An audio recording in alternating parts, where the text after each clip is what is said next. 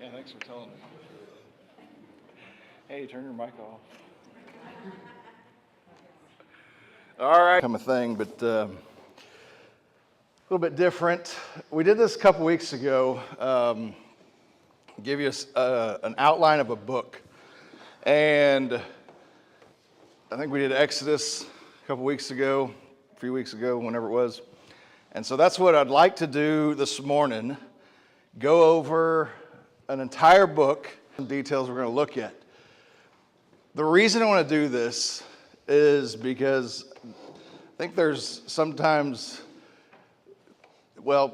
positively, it's good to get context of what in the world is being talked about in the Bible.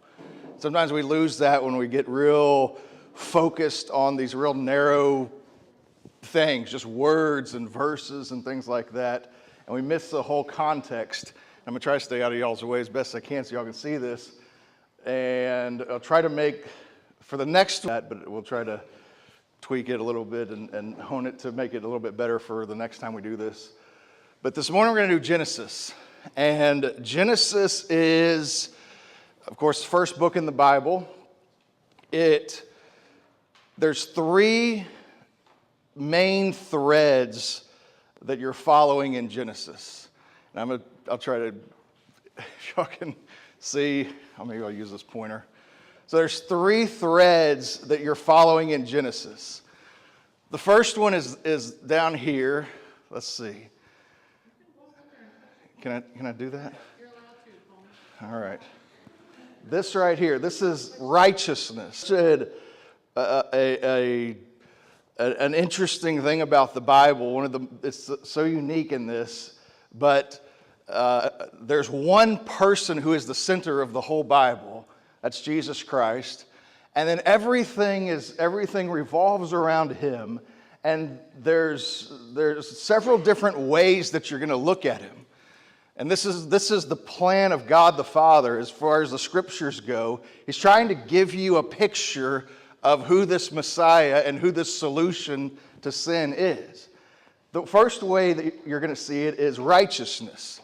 So righteousness is going to be a thread in the world and, creation, Adam and Eve, sin enters the world. And right after sin enters the world, Cain and Abel, and there's murder in a family. And one of those things that's said about Cain is he is of that wicked one. He's a murderer.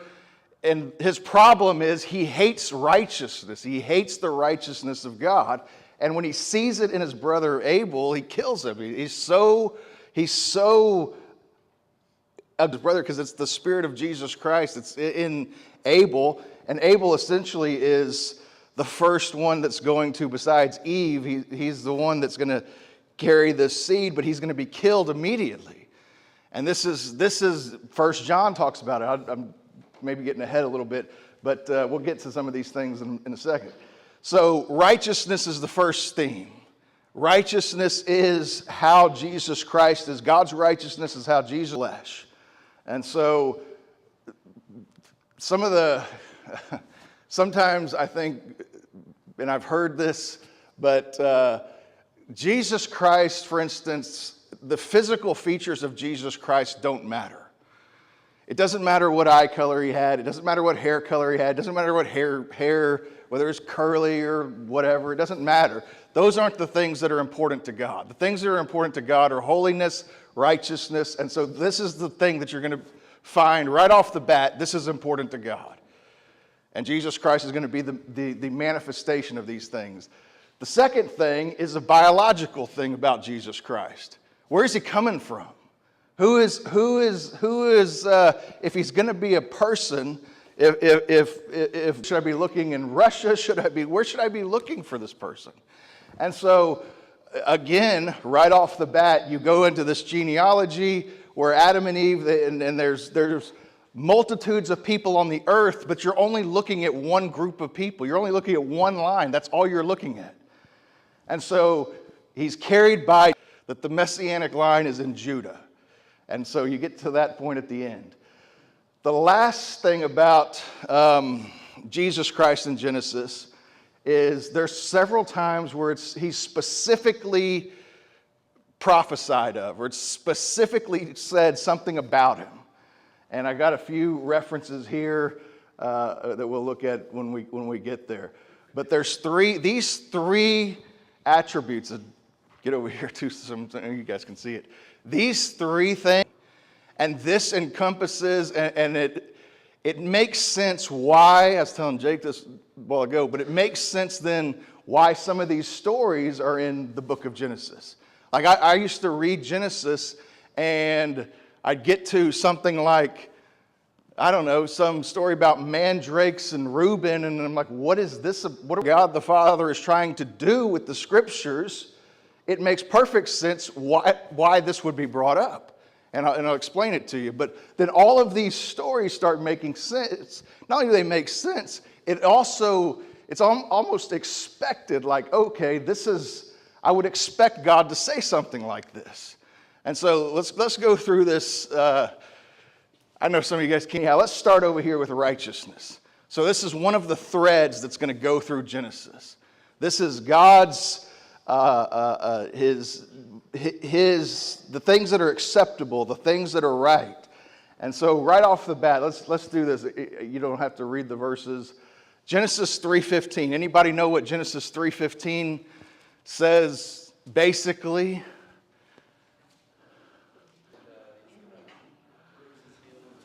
There you go.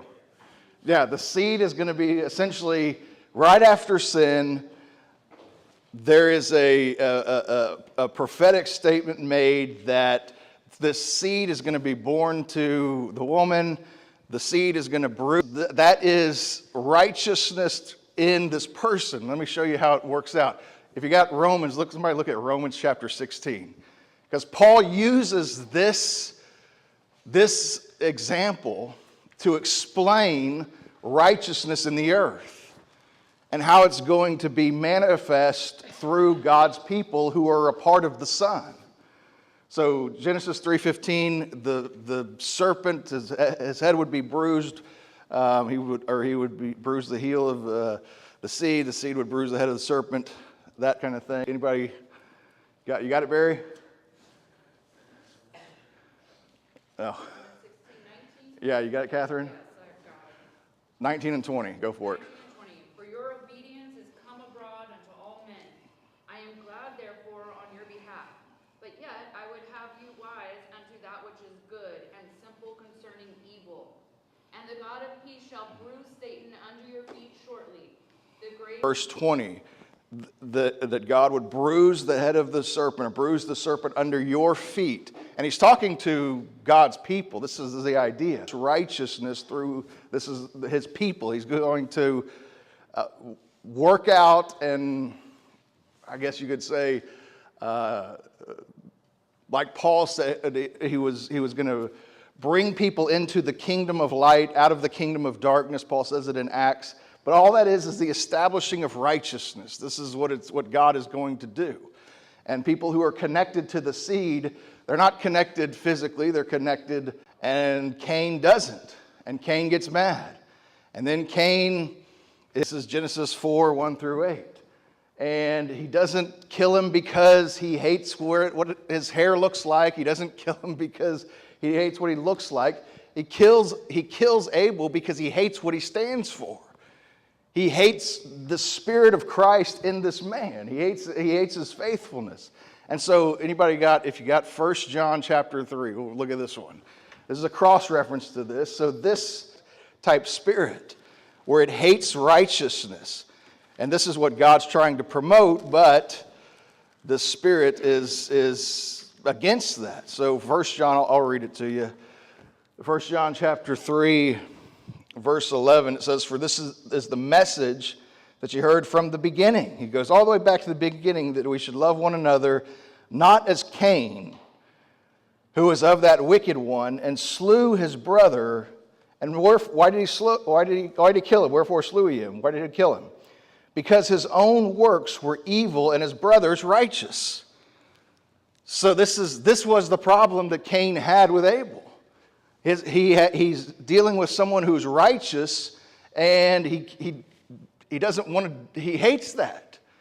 He hates that. So what he sees in Abel is essentially the Spirit of Christ, and he hates that, and so he kills Abel. And Abel, that God is establishing righteousness, or he's one of the key attributes of Jesus Christ is going to be righteousness. This is the thing God wants. And then this is the thing that's going to be opposed throughout history, and really in the Jewish nation is going to be really opposed.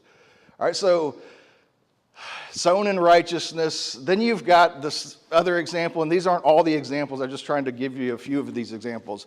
Genesis chapter 5, verse 24. Does anybody remember, or anybody know who that is? You're going to read this list in Hebrews 11, by faith Abel, by faith Enoch, by faith Noah. So faith is the thing. You've got this man who's faithful, and then he just disappears, however that works.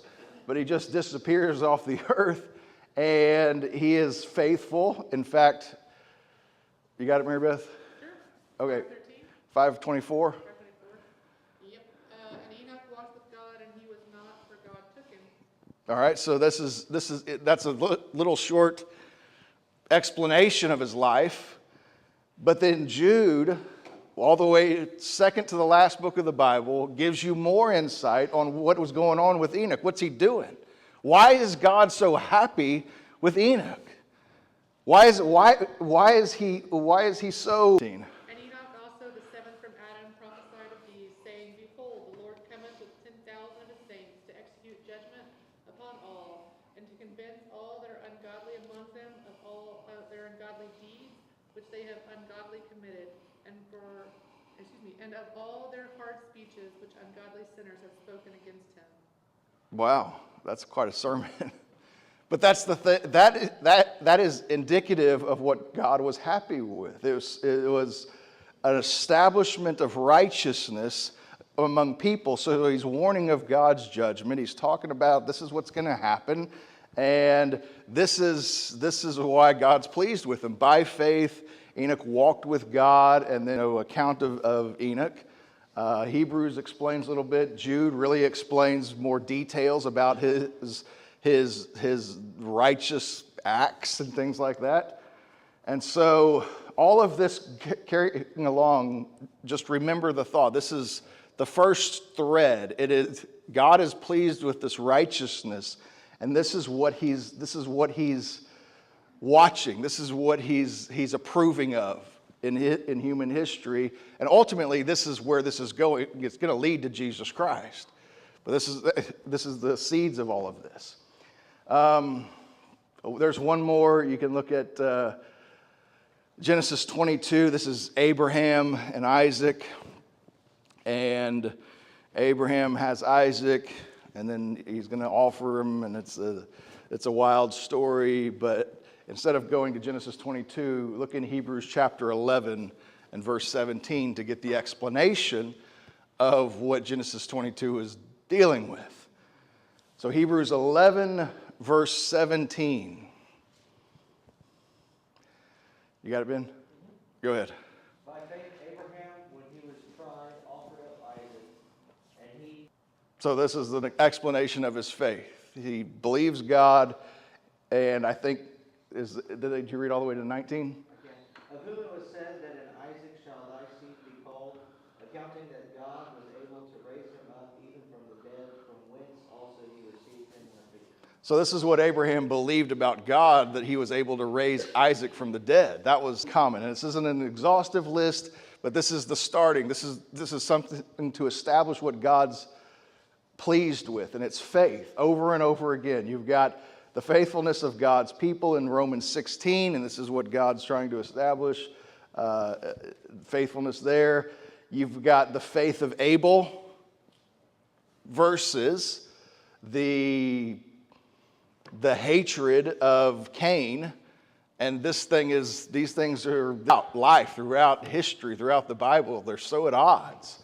And so this Cain spirit, this is something that with Abel, one of the things Jesus Christ says to Jerusalem is, he says, he's looking over Jerusalem, and he said, back to Abel, this man is a prophet who stands for the Lord and basically presents something that the Lord is pleased with to the people.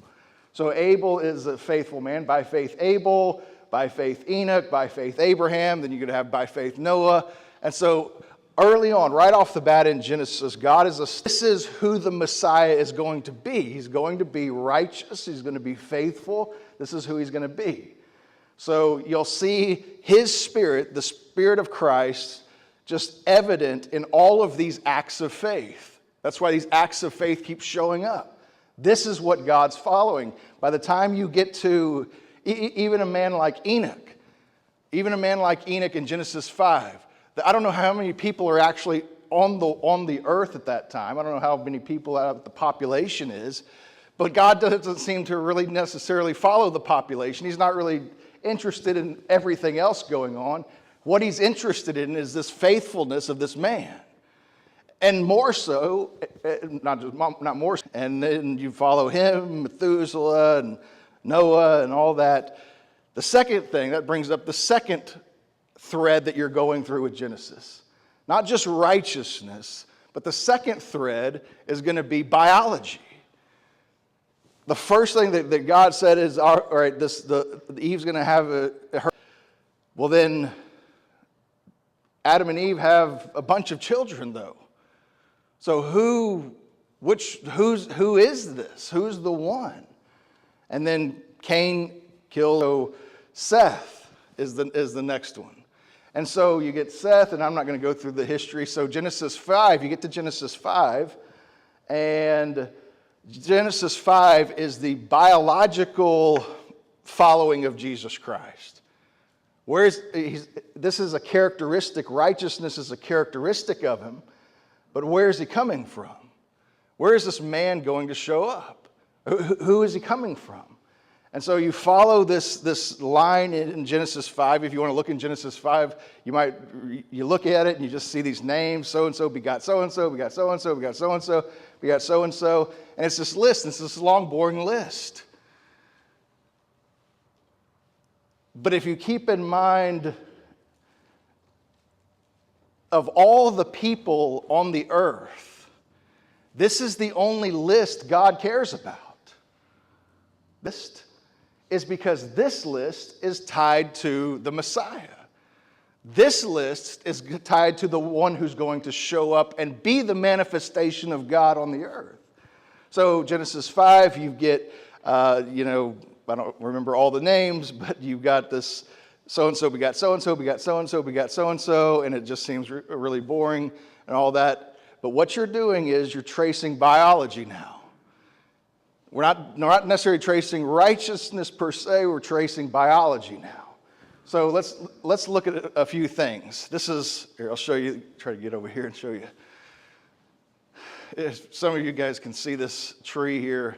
We got Adam, Seth, Enoch, Noah, Abraham, Isaac, Jacob, Judah. That's basically the list with a lot of names taken out. But let's follow Abraham. He shows up in Genesis chapter 12. And he receives this promise blessed in Abraham. So he's the one with this, he's all of God's promises are wrapped up in his family. And in him, basically, at this point. So Abraham, you get to Genesis 15, and Abraham says, but I don't have any children. So you're going to have a child. And immediately Abraham, anybody remember what he does immediately in Genesis 16? Child Ishmael. Ishmael is not the promise. He's not going to carry the promise, but now and you'll see as history unfolds, entered into the scheme that's it's not part of the plan. So Ishmael's born. He becomes just a vicious adversary against Abraham and Sarah's child when they do actually have a child, and his name is Isaac. So Abraham and Sarah actually do have Isaac, as over here, Isaac. But in the meantime, you've got, and I didn't mention the Genesis 6 sons of God stuff and all that. We won't mess with that. The seed, he's not the one that God told Abraham and Sarah they're going to have a child. Now Abraham and Sarah have decided a different way, and now you have Ishmael, and Ishmael is just not part of God's plan. At least not this way. I mean, he could be a good person, he could be whatever he wants to be, he's just not the one that God's promising. And so, but of course, that creates a terrible family dynamic. Abraham and Sarah eventually do have a son together named Isaac, and he's a miraculous birth. He is Sarah's past childbearing age, and anyway, she still has a child, and so Isaac is that child. And so you follow through Genesis 20, and he gets married to Rebekah, and Rebekah has, anybody remember what happens with Rebekah? She has, what is Esau and Jacob. So Rebekah gets pregnant. Remember, you're following the biology here. Rebekah gets pregnant with twins. Who carries this seed? And so before anything happens with the birth of Jacob and Esau, God just says, regardless of anything, they're not because they're good people, not because he can foretell the future and he's going to see that Jacob's going to be greater than Esau, but before anything happens, God just says to Rebekah, essentially, you got two nations, and the elder is going to serve the younger. It's not a Calvinistic thing. It's just a statement so that God's blessing would be very clear that this is going through Jacob, or whoever it is. And I say it's going through Jacob. We have the benefit of hindsight. At that point in time, it could have been either one. It doesn't matter. It doesn't really matter which one it is. The Lord just said the elder is going to serve the younger. And the younger could have been Esau, and Esau could have been the one carrying the seed. The point is, God is just going to show his blessing through this process here. So Jay's up family dynamics there where mom tries to make sure the blessing works and make sure Jacob's going to get this thing, and Jacob's is her favorite anyway. And so you got these things that are going on and these family dynamics that are going on that are just people trying to make this stuff happen, and it's just a messed up situation. The reality is Abraham, Isaac, and now Jacob. Jacob's carrying the seed. And so Jacob, you follow Jacob, and you follow Jacob for a long time. He does, it's so messed up. Jacob wants to marry when he gets older. He wants to marry, anybody remember who he wants to marry? What's her name? Rachel. He wants to marry Rachel. And so he works for a guy named Laban for 6 years. Laban, however this works, but Laban decides after telling him, yeah, you can marry Rachel. Here comes the wedding, and he says, oh, wait, by the way, no, you got to marry Leah. And so Jacob's like, well, wait a minute, this isn't what we agreed on. And, well, tough luck. You got to marry Leah. She's my first, and so you got to marry her first. And so, so he marries Leah. And then after another few years of serving Laban, then he gets to marry Rachel. I mean, it's so messed up. This whole thing is so messed up. But in the process of all of this, there's this competitiveness between Rachel and Leah. And Leah starts giving her handmaid to Jacob to have kids. I mean, it's so messy. So before it's all over with, Jacob has 12 sons by 4 different women. It's just a mess. He has 12 sons by 4 different women. And in the order of Simeon, then Levi, Judah, and on down the list. Those are the 4 that are going to be the main ones, though. So you've got 12 different sons by 4 different women, and you've got a daughter as well in the mix of all this. And Jacob is just, now, you're back to this question. Who in the world is carrying this seed now that's been promised? Of all these 12 sons, this daughter, who in the world is the seed coming through? Who is this Messiah coming through? Well, so you got these weird stories in the Bible. A couple of weird stories. In fact, Genesis chapter 30 is one of them. And what the Lord is going to do at this point is start eliminating, but he's going to just do them in order. He's going to start doing this list in order. Born to Jacob was a guy named Reuben. And Reuben, he didn't really do it for the Lord. He just wasn't the, and it's, again, as I said, worse and worse. But Genesis chapter 30, and I don't know if you can read these little leaves here, but these are the names of people that start showing up, like Esau, which we hadn't talked about yet, but Jacob and Esau, we kind of did. Esau, Ishmael, Cain. These are the leaves that don't make, these aren't the promise. These people don't carry the promise. So now we're to Reuben. If you're following along, Reuben is the firstborn.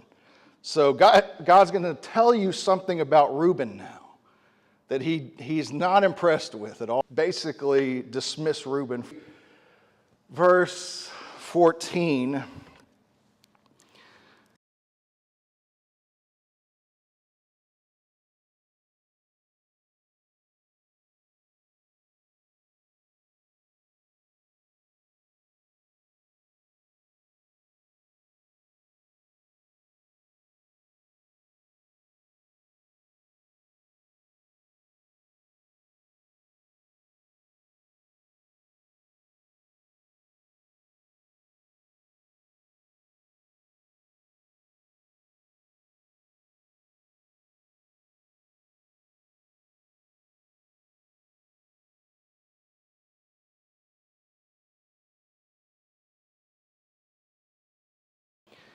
And they think that their sister, a real relationship with the local politician or what the deal is, but she is with this guy that's in the land, and he's a leader, a governor. But Simeon and Levi don't like it. They don't like this relationship. And I think they think that something bad has gone on between this guy and their sister. And so Simeon and Levi in Genesis 34 hatch this plan to essentially murder a whole group of people that are related to this incident. And they convince them to be circumcised. It's just those wild stuff. And in the midst of all this, the whole plan is we're just going to kill these people. So Simeon and Levi end up murdering a bunch of people. And that story is included in Genesis for this reason. To disqualify Simeon and Levi. But this is why you don't have any stories about Asher. You don't have any stories about Gad or any of these other 12 boys. You just have the stories that disqualify the first three. And this is what God's doing. He's just disqualifying these people. So in Genesis 34, you've got this whole anyway, and their plot to kill, essentially murder a bunch of men in this town. So this is Simeon and Levi. So now you've got Reuben's disqualified, Simeon and Levi are disqualified. Anybody remember who number 4 is on the list? Judah. Judah's number 4. And Judah's not necessarily a great guy or anything, but there are some differences. It's in, I think, 38. Judah becomes a widow, and he's lonely, and he's looking for company, and he meets this lady and has a child by this lady. That's a real, kosher way of putting this. So he has this child by this lady. He comes to find out, though,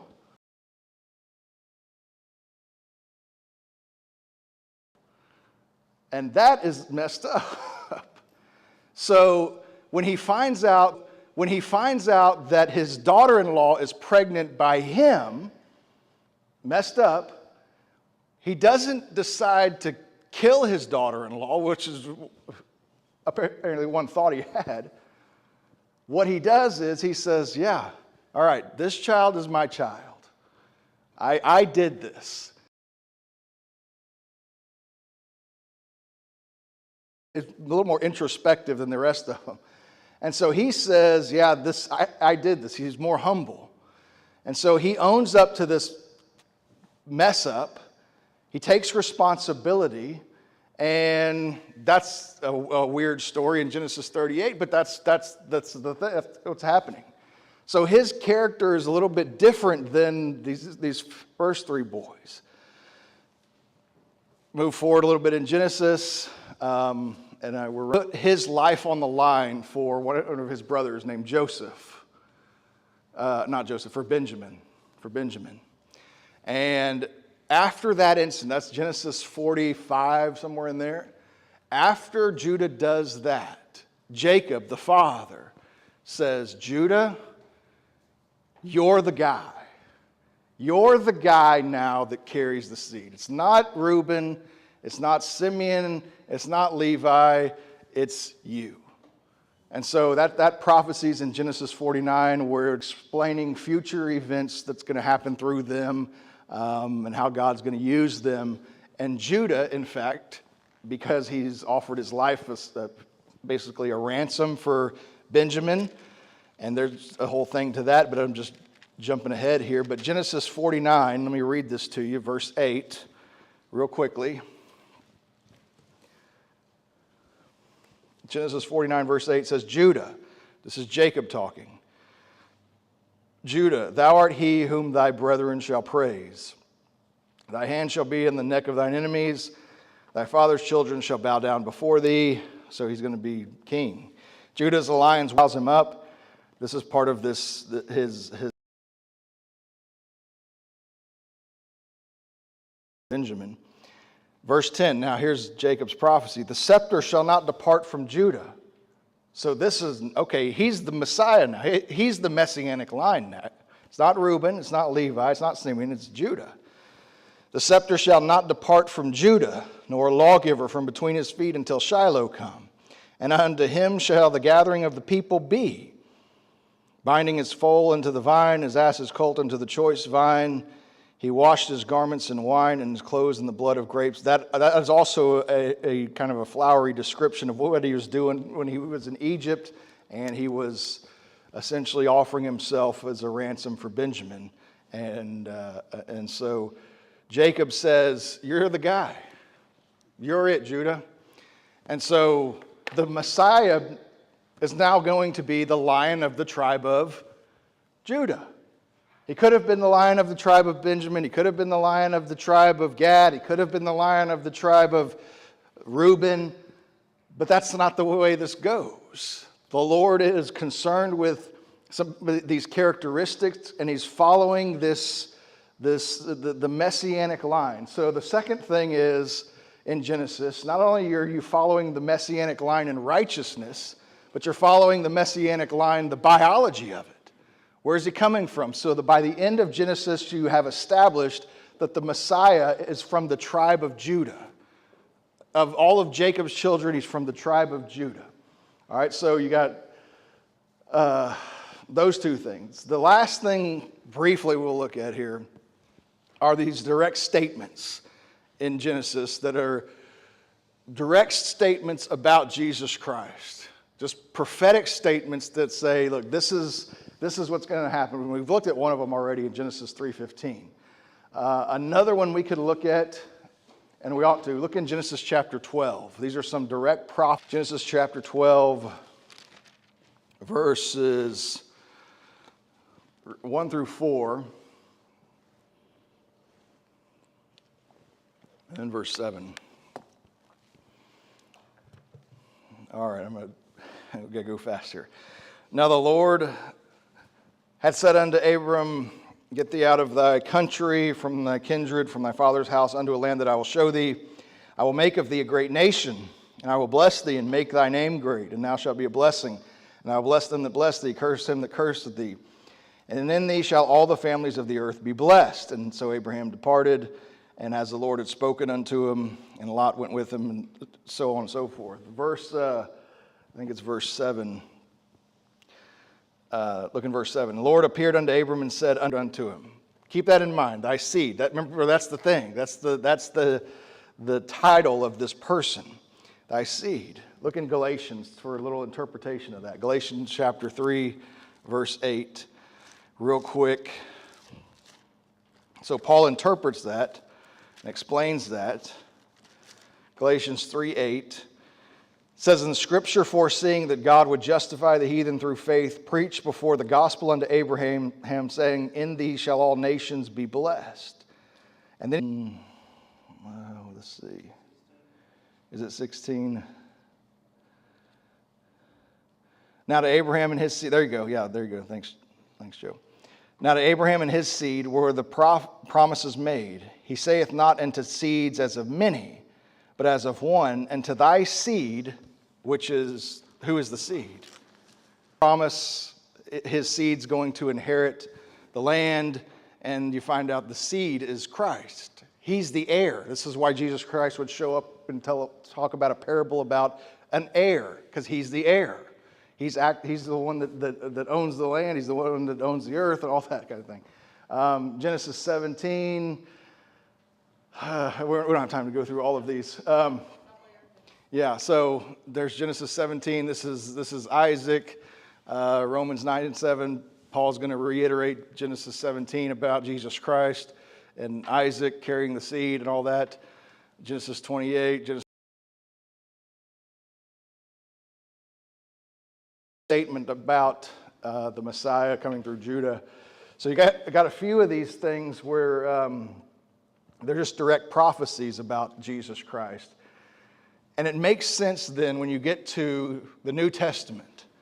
And Peter would say this. In fact, real quick, look in 2 Peter chapter 1, and he's going to say this.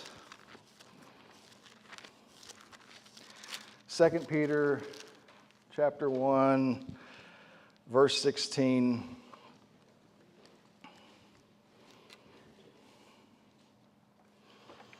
Says, "For we have not followed cunningly devised fables when we made known, for we have received from God the Father honor and glory when there came such a voice to him from the excellent glory, 'This is my beloved Son, in whom I am well pleased.'" So Peter's rehearsing some of this. "And this voice which came from heaven we heard when we were with him in the holy mount. We have also a more sure word of prophecy.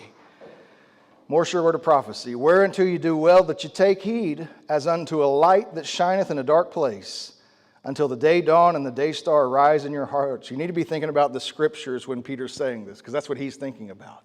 He's explaining Christ in the scriptures. "Knowing this first, that no prophecy of the scripture is of any private interpretation, for the prophecy came not in old time by the will of man, but hold on to say," and he's talking particularly about Jesus Christ in the scriptures. John would go on to say, and I've got it written down in Revelation 19:10, that the testimony of Jesus Christ is the spirit of prophecy. So all of this said, this is Genesis, the stories of Genesis. Where are we going with Genesis? What are we talking about in Genesis? Think about 100 years before Jesus Christ shows up. These are the things that the Father, God the Father, is trying to impart to people. And his main concern, his sole focus in history is who this Messiah is, basically his son. The Father is very, he's going to highlight his son.